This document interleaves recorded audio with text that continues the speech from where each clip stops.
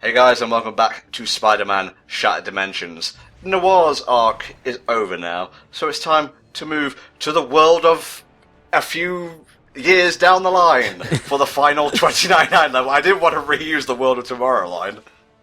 The world of decades later! Doesn't really sound as snappy. This is, like with, Amazing and Noir, I would say Act 3 suits, or at least serves everyone pretty well in terms of quality levels. 2099 is still the weakest experience, I think, in Shattered Dimensions, but the Doc Ock level is pretty good. Oh, this is Doc Ock? Uh-huh. I was about to ask who this is, because it looked like some female villain that I've never seen before. Well, there is actually no equivalent in, like, the 2099 period. Let me look up who this person is. Serena Patel. Yeah, she basically modelled herself after Doc Ock because there is no Doc Ock legacy character in 2099, so we've got a Shatty Dims OC on our hands here. Now, there was a female Doc Ock during the 90s, during that brief period that Otto Octavius died, that first time. So this does kind of match up a little bit. Interesting stuff. I could kill you, or I could explain it. I didn't even notice that when Spider-Man 2099 is raising his eyebrow, the pattern on his face raises instead, you know. A little subtler than Deadpool eyes, but sure.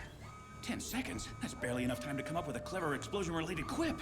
Oh, I love the back and forth between Miguel and Serena here. I think this is why it's the best 2099 level, because the villain is actually interesting. Like, Hobgoblin's cool, but he's a little bit too manic for my taste. Here, you've got Doc Ock and Spidey just quipping up all the time. And suddenly, different costume. Oh yeah.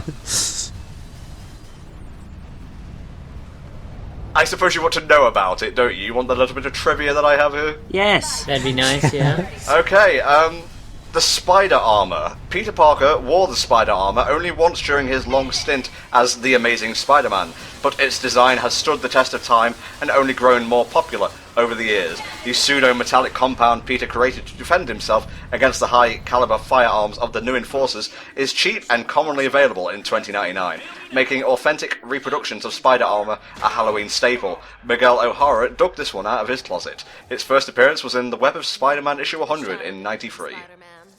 Yeah, I really like the spider armor. It's not used nearly enough. So, in the year 2099, cosplayers will literally walk into conventions in full combat gear. Basically. No, you haven't. I have. I totally have. It's a condensed matter reactor, the only one in existence. Is that what it is? Oh. Maybe this will impress you. I just love the back and forth, really. I could just sit back and watch these kind of cutscenes all day. Yeah, I really do like the banter. It's always pure gold when a funny villain and a funny hero meet.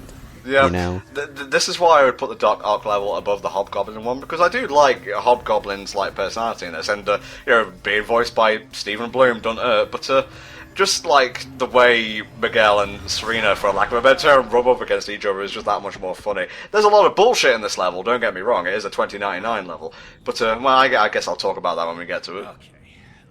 I also like how the spider armor has, like, line, like, doing the Tron line thing going through it like the normal costume does, so it gives it a really neat, interesting effect.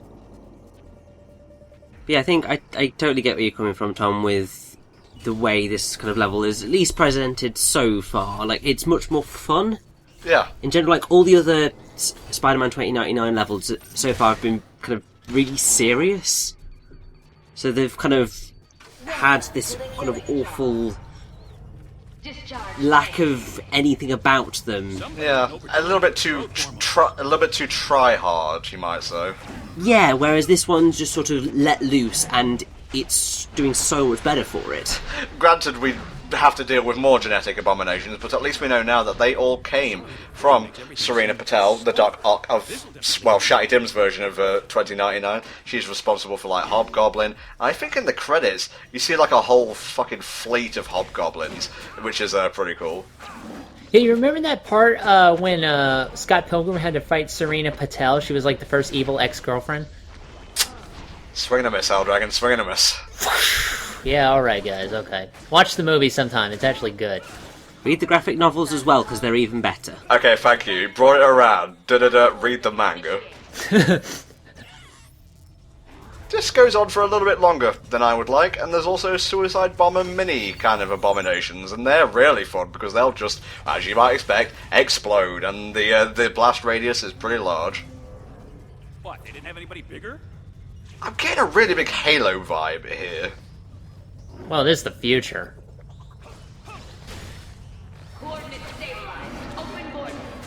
It's probably to do with the corridory blueness of it. Yeah, maybe so. And then if you squint at them, the enemies sort of look like the Covenant, too. Yeah, that's why I was trying to, I was going through the library of my mind and I couldn't find the name, and I had to ask the librarian, but she didn't know, and it was just really awkward.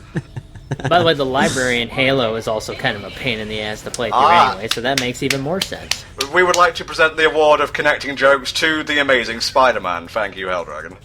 Yes, thank you. THD is on the ball, as always. Oh, the things we have to come up with.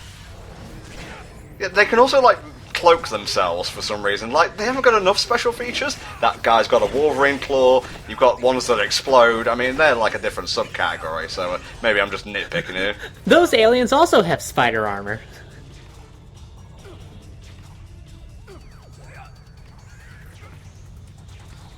Ah, cripes. Now we got aerial ones. These are all now available from your local Alchemix store. Buy the big models today. They are now on sale. Look for the Alchemix brand. It assures quality and the violation of several human rights. If it's not Alchemix, then it's not worth a mix. Thank you. That was shockingly bad. God, there's a lot of these sections we have to kind of waffle our way through, Jesus Christ. I'll do an action game to start the year. That'll be great, he said well before he even started recording the playthrough. Oh man, Helldragon, how many playthroughs have we started just because even movie comms as well, have we started? That was oh, this will be fun at first, and then you get 2 to 3 hours into it, it's the allure has gone now, the shine is off the apple, so to speak. It's certainly been a few. God of War in particular comes to mind. Well, the second one that was. We tried that, a while back. Mm-hmm. Well, I guess we'll have to try again sometime this year. Mm-hmm. Great. It's all holographic and stuff. She's trying to be intimidating, bless her. Look at that! No more force field! I'd make a joke about a certain character, but, I don't want to spoil. That's so vague, I don't think you could. I think I've just figured out what you're referring to. Is it a certain thing that has come out recently? Oh my god, another fucking Star Wars thing? Jesus Christ, I can't fucking get away from it. I may as well just go read the TV tropes page after this. Look at the giant glowing testicle with vats of fucking Kool-Aid flying into it. Good stuff. Great level design. 10 out of 10. That also showed up in Star Wars. Shut up! Shut the fuck up! Now you're just really just taking the piss out of me. Nah, fortunately, this time he actually is. Okay, cool. Spoiler alert, there is no giant mechanical testicle in Star Wars The Force Awakens. Awesome. Or is there? Shut up, Richie. Mini-boss time. We're fighting a giant arm. A classic Star Wars villain. Shut up! You've got to use the arm to slam into these things, and then one of them's broken, you slam into it again, and then you can web zip up there and QTE and bada bing, bada boom. Do it twice and job's a good un. By classic Star Wars villain, you actually mean classic Final Fantasy VI villain. Larissa, I swear to God, I don't care if you've been in this playthrough for 3/4 of it, I will kick you out! No, I was saying, there actually is a giant crane arm in Final Fantasy VI. Okay. I mean, I have to say, if anything, this is mostly reminding me of Transformers Devastation, because obviously you had the big glowing ball thing, which is the sentry bot, and then the robot arm, which is an enemy. Oh god, you've just sent me hurling back through the mists of, time and time and my memory, and I'm thinking about that fucking Protect Wheeljack thing. I still can't believe I did that on my first try. It's wibbly-wobbly, timey-wimey stuff, Tom. Oh, speaking of Platinum, by the way, they basically revealed what the Teenage Mutant Ninja Turtles game is going to be like art-wise. I'm not sure Wait, yeah, no, it's not Mirage. It's based on the IDW comics. Yes, I think I have seen that. It looks interesting, but we'll see what happens with that. The biggest thing will be, is there a budget? I think the biggest question is, will there be a playthrough? Maybe? You know, I basically went through Transformers Devastation dual wielding. So, you know, just reskin Optimus to, you know, Leonardo and we're good to go. Does Leonardo turn into the turtle van? Because that would make sense. No, but I would wager they'd have like some kind of melee move where they go inside their shell and just kind of like soaring the hedgehog it up. Anyway, these sections are probably my least favourite in the whole of the Doc Ock level. They're just basically forced survive waves of enemies kind of areas, and they're really annoying. But now we get a little bit of room to swing about. Not to dwell on this tangent for too long, but which comics do you mean when you say Teenage Mutant Ninja Turtles? Because I'm a fan of some of the comics, but I'm not sure which label they were under. The IDW ones, mate. You know, they're the group that publishes a fuck ton of stuff. Well, I mean, is that like the original comics, or was it later? It's a label, mate. They're recent. Don't worry about it. You don't need to ponder it. Just take N. Tom's word as law. I'm always right, except for the points where I'm not. The fun is guessing which. And everybody can play at home. If you want the specifics, it's the series that began in August 2011. Oh, so it's not the ones that I like. Okay. As I said, it's the modern one. I have to say, before we get off this fucking completely irrelevant tangent, and well, I guess we'd have to get onto one at some point, seeing as Lewis is here, I love the designs of Bebop and Rocksteady in the new live-action film. Oh yeah, those look so fucking sick. Like, I'm not even a huge TMNT fan, alright? I didn't even watch the first one, didn't give a shit. But then they show up, I'm like, holy shit, they look exactly like the cartoon, but it's new, and it's like, oh, that's actually kind of awesome.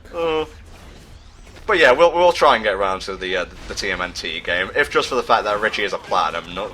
Just a bit. So you said you hadn't actually played beyond the Juggernaut level, Lewis. Have you ever watched any Let's Plays of Spider-Man Shattered Games, and if so, which ones? Let's Plays. I haven't, like, sat through a whole one. I've obviously watched some footage from different levels and whatnot, but I haven't, like, sat down and watched from beginning to end any specific channel's run. It's okay, man. I'm not judging you. I'm not judging you. No, it's like when I want to know what a specific level is like, and I don't have footage for a playthrough like I do now. What I'll wind up doing is I'll just type in that level, and then the first one that pops up in the search is the one I end up watching. So I might have watched pieces of 5 or 6 different ones. Nice job, guys, firing missiles behind me. You almost hit the big fuck-off machine. Enjoy beauty while you can. Everything's like so purple, it's kind of disorientating. I have to say, I'm looking at all this purple, and considering the falling sequence we went through earlier, it's just sending me into kind of live and learn flashbacks, really. Really?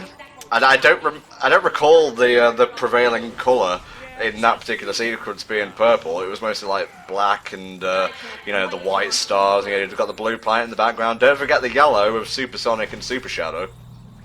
Well, no, it's more the kind of giant pink lasers that Final Hazard is shooting out. Yeah, and the lolly lasers.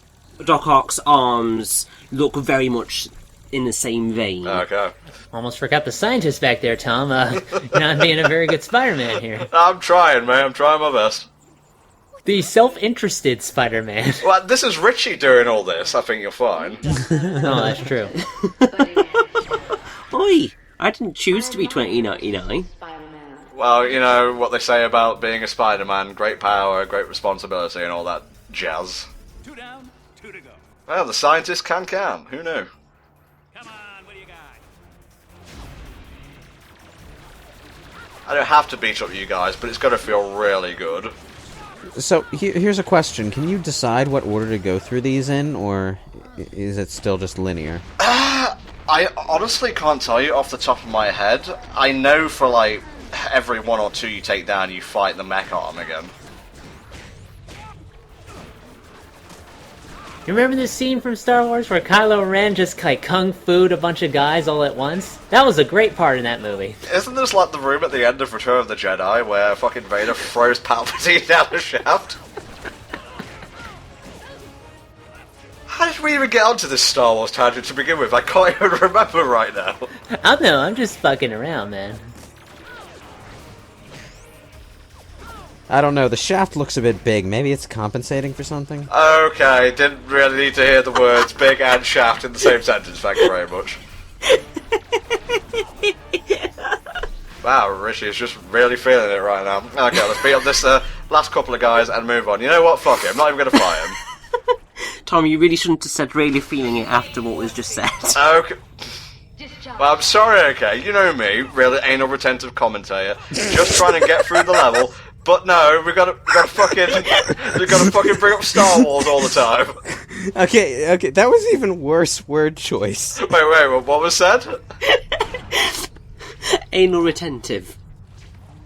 Son of a bitch. You know what? Not gonna talk for the rest of the episode. Have fun, fuckers. Okay, I guess I'll have to carry it like I usually do. Serena Patel is voiced by Tara Strong. There, done, bye. Oh, yay! Nice recovery. He just leaves the call.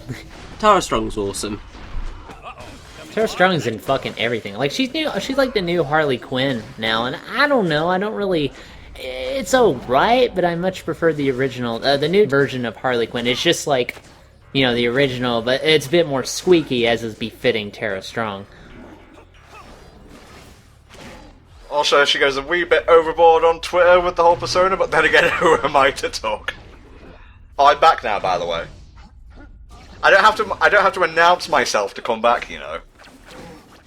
Oh, you know, I have all the appreciation in the world for the voice actors and actresses who are prominently featured in a lot of stuff, but at the same time, I kind of feel like it's more interesting when you get a good voice actor that you don't hear a whole lot of. Like, you know, I kind of appreciated Xenoblade Chronicles for the opportunity to hear voice actors that I don't normally hear and everything. Yeah, also accents that you don't really hear that much in like RPGs and such. It's mostly if it's a dub, it's going to be American. Yeah, and you know, if it's British, it sounds like Lara Croft. Yeah. But I was like, while I was playing Xenoblade Chronicles, I was trying to identify the different accents just to see how many of them there were in there, and I just don't know enough about the accents to even do that. Well, don't play any Layton games then. You'll be fucking brain fried by like the third chapter. When it comes to dubs, you typically get the traditional accents. You get American, English, and Johnny Young Bosch, so you gotta watch out for that. Johnny Young Bosch is an accent. Oh yeah, exactly. He really is at this point. He is an institution, but I find it kind of like ironic that we're talking about like appreciating voice actors in the one level featuring a voice actor who didn't really match with his particular Spider-Man.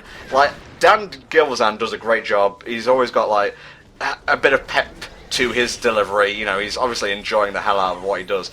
But again, I just think like that Romano fellow who played the voice of Spider-Man in Spider-Man Unlimited would have been better suited to like a future kind of setting. Yeah, this guy's voice sounds a little too old-timey for a 2099. Well, like he has that distinctly Silver Age superhero feel going on. I mean, I would have loved like a Silver Age level in this game actually, and then you put in Dan, and it's like really bright and comic booky. If they could make it look as close to like the 60s series as possible, even they don't draw all the webs on him, that would have been amazing or spectacular. I want a cutscene where they just basically adapt one of those like Web Warriors things where it's just fucking meme Spider-Man sitting behind his desk and you've got to defend him. That would be awesome, yeah. I kind of wish they did that. Like, my idea for Spider-Man Shattered Dimensions 2, if there was ever going to be one, and honestly I think, you know, it's past the point where they'd even think about doing it now unless it was like an anniversary year, would be like, the 4 Spider-Men you see in this game would be like the leaders of a team, and then have like their own little sub-team, and so you'd get to pick and choose between different Spider-Men, like, I don't know, that one Indian Spider-Man, Spider-Gwen, you know, Peter Parker, that kind of thing. And you could have like smaller levels and, you know, just be able to feature a lot more Spider-Man. I think the only problem with that idea is if you start to introduce more Spider-Men, then you end up with a situation of how do you differentiate them, and if you differentiate them too much, then that's quite a lot of different mechanics that people are going to have to get to grips with. So it might be a case of being too stuffed as a game. Well, the thing there could be is maybe it still plays out in like a axe, like with 4 levels, and each of the 4 Spider-Men in this game lead a particular different sub-team, like I said, and like say Amazing, like all the people under Amazing's like supervision play like Amazing Spider-Man, all the ones under Noir's tutelage have like stealth sections and so on and so forth. I think that would be the best way to do it. Yeah, like which team do you think like Superior Spider-Man would be? Because I would love it if like he and Amazing were just kind of bounce off each other. You know, that would actually be kind of funny. Well, that happened in Spider-Verse, and That's true. Yeah. Otto could not believe even for a second that the Peter Parker he was talking to was like one from the future, because he could not envision himself losing, so he thought he was one from the past. Ah. But that's just my idea, that's my fan fiction brought to life and put in a commentary. I want a Shattered Dimensions 2, just fucking give it to me. Well, you don't get what you want. Tom, I don't think it's going to happen. Why, is Beanox going under or something? Well, no, but I don't think Activision would ever really properly trust Beanox with doing such a game again, considering the second Shattered Dimensions related game bombed, Amazing Spider-Man did badly, and Amazing Spider-Man 2 was apparently god-awful. Well, it's like if you make shitty games, they'll fucking bomb. Weird, isn't it? Yeah, kind of strange. It's like you make it away with it for like a game or free, but eventually the word of mouth will spread, and it doesn't matter how fancy you make your commercials, it ain't gonna sell.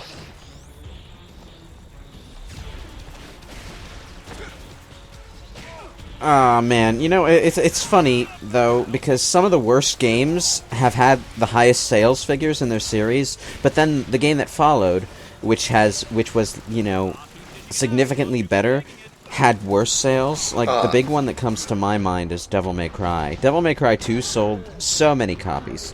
So many goddamn copies. And then Devil May Cry 3, which is an amazing game, was, at the time, the worst-selling game in the series by far.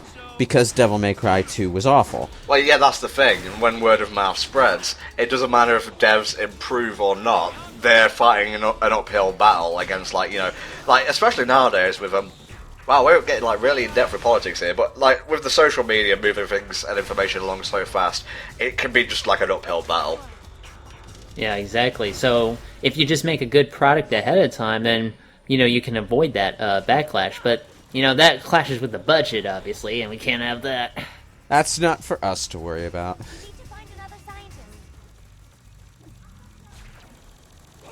How many fucking scientists do we need? Oh, a brew. Good. Exactly what we needed for our final scientist. Super Clancy Brown from the future. I'm not sure if this one is actually voiced by Clancy Brown, mate, but let's run with it. It's future Clancy Brown. What is this guy holding? It looks like a sword of some kind. I stole this from a ninja in Metal Gear Rising. It seems to be a chainsaw sword grabber thingy. Future versions of established properties are so fucking edgy. What if we take a gun and put a chainsaw on it?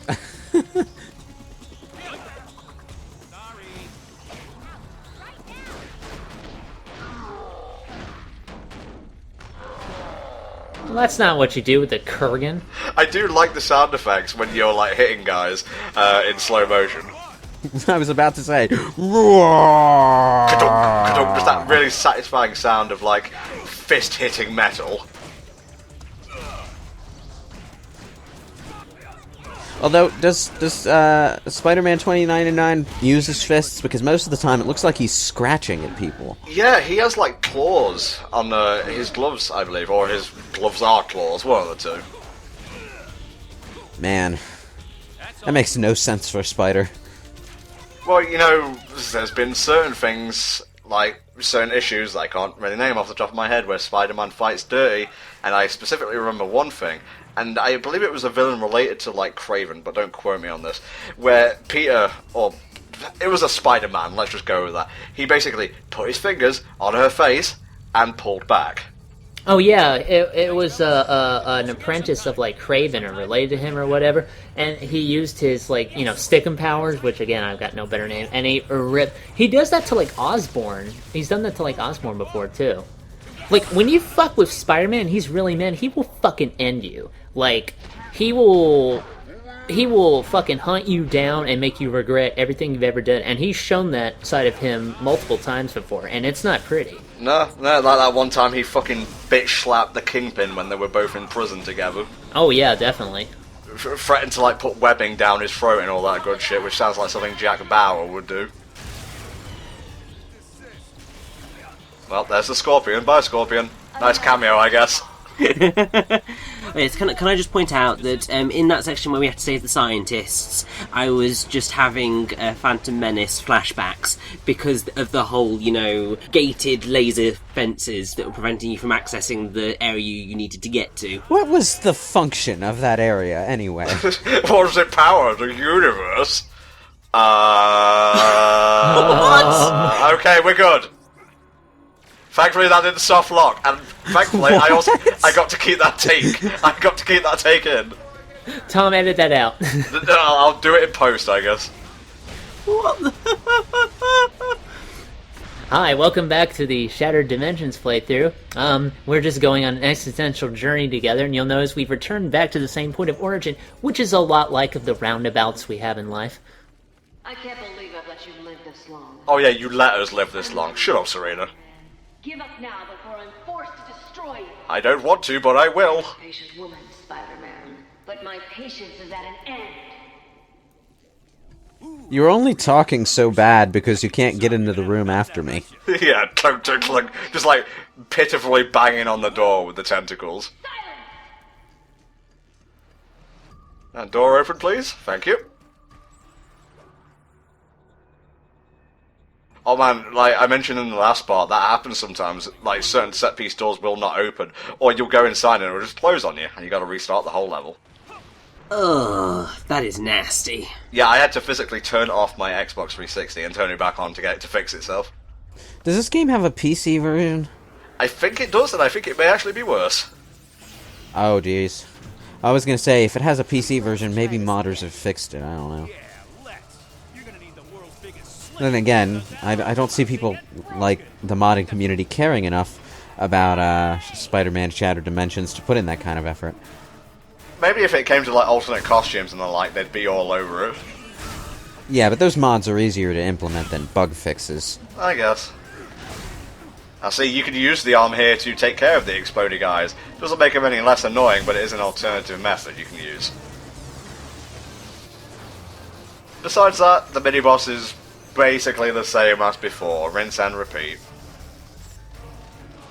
Why would she do the same thing twice? Why does any boss do things multiple times? Well, what's the definition of insanity? True, very true.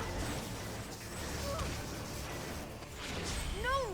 Insolent wretch! You've broken my power couplings! I can't work this arm anymore! Oh, she sounds like a spoiled teenager here. I'm stuck in here, get me out! Okay, I'm free. See ya, bitch! Duck Ock out! What's important is that you tried, Spider-Man 2099. Another success. Oh, this is another section I fumbled, right here, hence the fade out and the fade in. Can you guess what type of section it was? Here's a hint, defend the scientist! Well, now you just took away the fun. Oh, this time there is only one scientist, but you let things pile up and you might as well just hit restart from checkpoint because you ain't gonna win. That is the HellfireComms home game.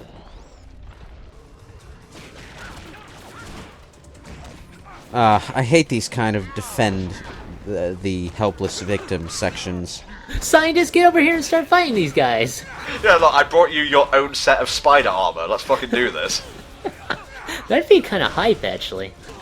Seriously, buy another set from the Halloween store. Well, I mean, he'd probably last longer if you gave him bloomin' spider armor.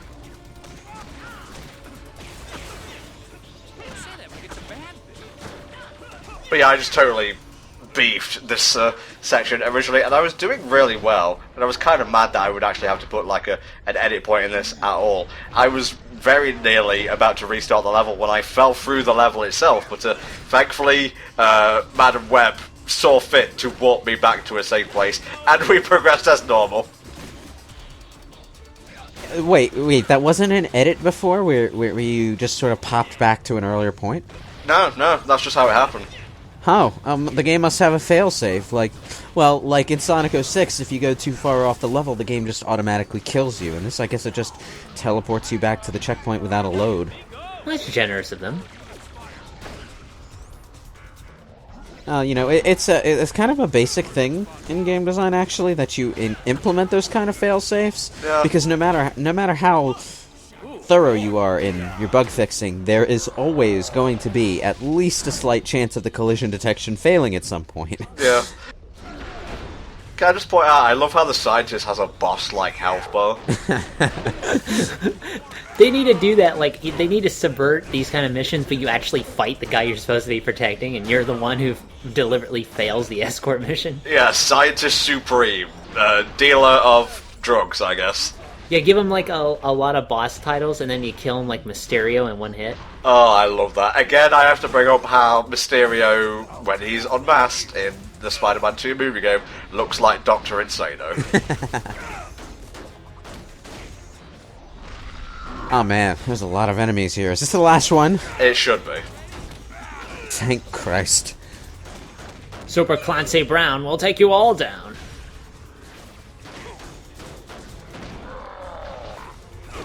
You know, you said that and all I could think was Garland from Final Fantasy 1. I will knock you all down. I'd rather be fighting Garland than Neon. Where did you come from? It's okay, Madam Web brought me back. No, he was like hiding, and he was like, oh, now I have to pretend that I'm being all courageous and whatnot. Oh crap, the boss is looking, I have to get back to work. Alright, that's all 4 reactors disabled. So, can we get a decent camera angle, please? There we go. Now we can destroy the Death Star, just like in the new Star Wars movie.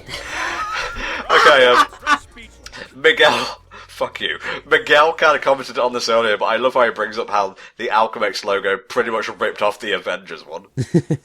I was wondering about that. I was just like, why is there an Avengers logo here? But I just thought, no, I'm not going to mention anything because it's going to make me look like a bit of an idiot because I don't know. I swear, the more this level goes on, the more it looks like something out of, like, Sonic Adventure 2 when you get onto the Ark. Yeah, I'm starting to get in that vibe. It's just sort of a generic futuristic space location, so it looks like the Ark in Sonic Adventure 2. It looks like Hero's Duty in Wreck-It Ralph. It looks like Halo. It looks like everything you could possibly think of in terms of space-located fictional realms. No, I didn't get stuck flying around there. Why'd you ask? Congratulations. You've shut down a number of redundant energy batteries. Haha, I was only pretending to lose. As long as I have the artifact, my reactor is unstoppable. That's not how you spell artifact. I reap with it will be a testament to its magnificent Actually, it is a very Don't archaic... question me! It's a very archaic spelling, but probably not one that they would use in 2099. required for it to successfully derive energy from a mystical Oh, she getting mad. Stop getting salty. Plenty fucking mad. Okay, you gotta hand it to Dan Gilbert. He does the smarmy stuff really well. Yeah, you should see his Bumblebee, in G1 Transformers. He's cracking jokes left and right. Or Transformers Devastation, of which you were part of. I know, that's why I brought it up. Okay, boss fight time. Take out even more reactors. Thankfully, you have practice with this by now. Avoid the lasers, slowing down time helps. And, yeah, we just go from here. The biggest game of Lights Out. So, does Doc Ock here ever actually... Oh, that answered my question. I was going to say, does she ever actually do anything with her octopus arms? But, she's sort of, Well, she's walking around on them. She used them to jack the mech arms, earlier. So she does stuff with them. fucking shockwave move, again. Well, you're not a boss if you don't have some kind of area of effect move, let's be honest here. You can't be too careful these days. This is a pretty cool move, though. Like, she's creating shock points as she walks around the level. But, after she's done with that, she's going to go to the center, fire out a shockwave, again slowing down time helps, and just like kind of like web zip or strike over to her, and then you do one of these. You're an impressive specimen. I have to say, for all the kind of visual flair this boss fight seems to have, gameplay-wise it seems remarkably dull unless there's extra stuff that's going to happen, because all it seems to be is kind of let her run about for a bit, let her do that thing, web zip into her, do the quick time event, rinse, repeat. Well, it does change up a little bit. See, she's almost dead already. We're going into the final phase here, but it is remarkably simple compared to how, like, crazy the rest of the level was. Is that the best you can do? Nope, she's got her standout. Don't hurt that monster. It sort of feels like they had a cool idea for character, but then realized we don't know how to make this work in gameplay, so they just sort of made her fight like a generic enemy. Well, if they made her fight like Dark Ark in the Spider-Man 2 movie game, it may require a little bit too much from the player, because those boss fights could be pretty hard if you weren't paying attention. Yeah. It's been a while since I've played, but I seem to remember having some trouble there. And to finish her off, you basically got to kill one of these things, grab one of the cores it drops, and throw it into Dark Ark. This is the only way to damage her now. Time to crush you now, I think. Excuse me, could I borrow a core today? I'll pay it one Tuesday. Hell, Dragon, how are you going to pay back a call? You're right. I am incredible. I don't think one of them was meant to be left alive. It's backward. Can I be in the shot? Wow. Can I go home early? Just go away, you're all fucking fired. So yeah, that was the final 2099 level, and you know, for all my complaints about the style of gameplay in Shatty Dims, it at least ended on a somewhat high note. So I guess we'll see Miguel along with Amazing and Noir in the finale, but next time it's time for the final Ultimate Spider-Man level. See you then.